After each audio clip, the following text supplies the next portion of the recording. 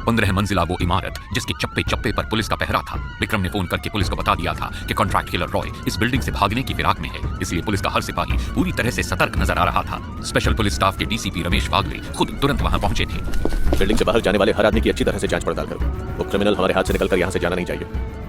और हाँ, ये रिहायशी बिल्डिंग है, काफी लोग रहते हैं, कोई पैनिक नहीं होना चाहिए, समझे? जी सर। सभी पुलिसकर्मी अपना काम पूरी मुस्तैदी से कर रहे थे। ऐसे में वहां सायरन बजाती हुई एक एम्बुलेंस आ पहुंची तो सभी चौंक गए। ये एम्बुलेंस यहाँ क्यों आई है? पता नहीं क्या इमरजेंसी है। मैं एम्बुलेंस वाले से ही पूछता हूँ। जैसे ही एम्बुलेंस के ब्रेक लगे वैसे ही इंस्पेक्टर शर्मा दौड़कर एम्बुलेंस के ड्राइवर के पास जा पहुंचा।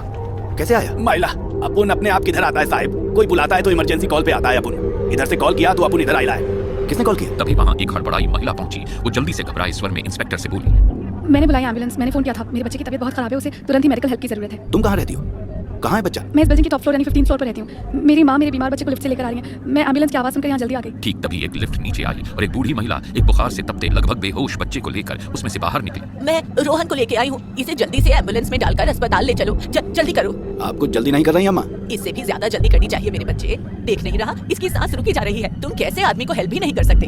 वर्दी पहनकर कोई इंसानियत कैसे खुल जाता है? अच्छा, ज्यादा भाषण मत दे, बच्चों को एम्बुलेंस में डाल और निकल यहाँ से। मुझे अपना काम करने दे। वो दोनों महिलाएं बच्चे के साथ जल्दी से एम्बुलेंस में सवार हो गई। एम्बुलेंस उन्हें लेकर तुरंत ही अस्पताल की ओर रवाना हो गई। पुलिस अपने काम में लग गई, लेकिन क्या मालूम था पुलिस को कि जिस पंछी को पकड़ने के लिए वो उस इमारत पर तैनात थी वो अभी अभी उनकी आंखों के सामने फुर्र करके उड़ गया था। उस एम्बुलेंस में उस बुढ़िया के रूप में जिसने अपने सिर से सफेद बालों का विग और चेहरे से बुढ़िया का मास्क उतारा तो उसके नीचे से निकला रॉय, जिसने राहत की एक लंबी सांस ली। आखिरकार मैं पुलिस की आंखों में धूल झोंक कर बची निकला। ये सब इतना आसान काम नहीं था। इस विक्रम ने तो मुझे मरवा ही डाला था। वो तो मैं उसे बेबस कर सही समय पर अयान को लेकर उस फ्लैट से बाहर निकल गया था और मैंने अपने दिमाग का इस्तेमाल करके नीचे की जगह ऊपर जाने का फैसला किया। हाँ, मैं जल्दी से जल्दी 15वीं मंजिल पर पहुंचकर एक फ्लैट में घुस गया। कौन हो तुम और कहाँ घुसे चले आ रहे हो भाई? हाँ? सवाल बहुत कर रही है मैडम, और मेरे पास आपके हर सवाल का एक ही जवाब है। रॉय ने तुरंत ही अपने कपड़ों से एक रिवॉल्वर निकालकर उस महिला के सामने उसे रख दिया तो उस महिला की बोलती बंद हो गई और वो फंसे फंसे स्वर में बोलने लगी। कौन हो तुम और क्या चाहते हो? मैं कौन हूँ छोड़कर मैं क्या चाहता हूँ वो सुनो। तुम्हारी सारी बिल्डिंग को पुलिस ने चारों तरफ से घेर लिया है और मुझे यहाँ से बाहर निकलने में तुम्हारी हेल्प चाहिए।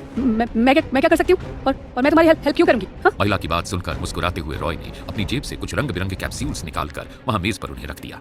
ये छोटे छोटे कैप्सूल्स असल में भयंकर बॉम्ब्स हैं और इन बॉम्ब्स का रिमोट कंट्रोल मेरे पास है। मैं जैसा कहता हूँ वैसा करो।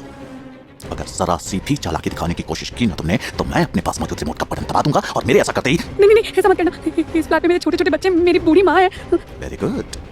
अपने बच्चे और अपनी माँ को बचाने के लिए तुम कुछ भी कर सकती हो, जबकि मैं तो सिर्फ तुमसे अपनी हेल्प करने के लिए कह रहा हूँ। तो तुम बोलो, मैं सब कुछ करने को तैयार हूँ। तुम बोलो प्लीज। बोलता हूँ, थोड़ा वेट करो।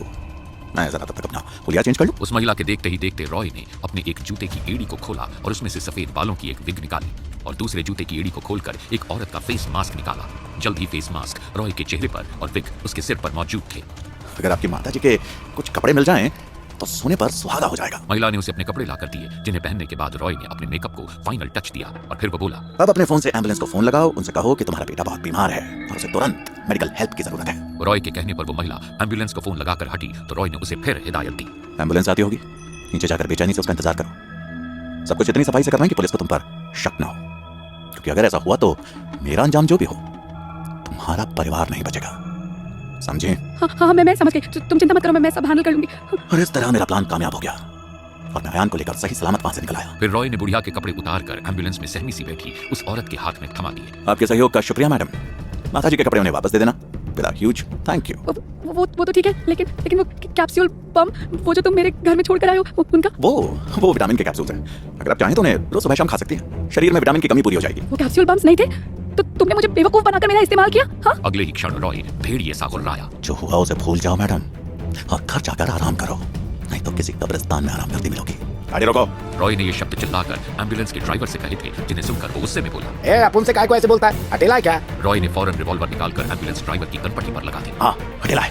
ज्यादा हटे तो तेरी खोपड़ी तेरे शरीर से हटा दूंगा। एम्बुलेंस ड्राइवर ने एक झटके से एम्बुलेंस को रोक दिया। रॉय ने उस महिला को एम्बुलेंस से उतारा और फिर एम्बुलेंस ड्राइवर से बोला, अब मेरी बात सुन और एम्बुलेंस को उधर ले चल जिधर मैं बोलता हूँ। और हाँ, स्पीड 100 से कम नहीं होनी चाहिए। ठीक है बाप। ये कहकर एम्बुलेंस ड्राइवर ने एक झटके से गियर डाला और एम्बुलेंस को आंधी तूफान की तरह रॉय के बताए रास्ते पर भगा दिया।